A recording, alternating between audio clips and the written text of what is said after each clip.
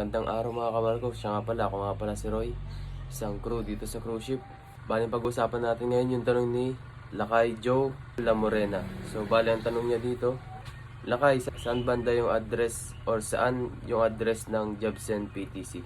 So para sa kalaman po ng lahat, no, ang address po ng Jebsen PTC ay matatagpuan sa Pilgrim Building, 111 Aguirre Street, Makati, Philippines. So magbibigay lang ako ng konting kaalaman sa Jebsen PTC para po sa ating lahat. So bale, ang Jebsen PTC, ito ay isang kumpanya sa Pilipinas na kilala bilang isang pangunahing maritime at manpower company.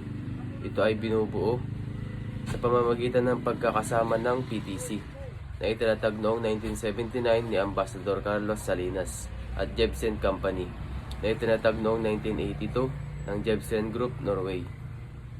Ang Jebsen PTC ay nagbibigay ng mga serbisyong pang-maritime at pang-trabahong pangkalakalan.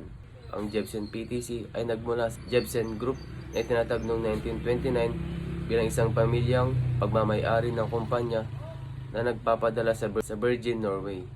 Sa kasalukuyan, ang Jebsen PTC ay nagbibigay ng mga serbisyo sa pamamahala ng mga barko, pangangasiwa ng mga tauhan at iba pang serbisyo sa loob at labas ng Pilipinas. So, bali ang Jebsen PTC ngayon ay sila yung may hawak ng isa sa pinakabagong barko ngayon at pinakabagong cruise line na Virgin Voyage. So yun lamang po, sana nakatulong tong video na to sa inyo.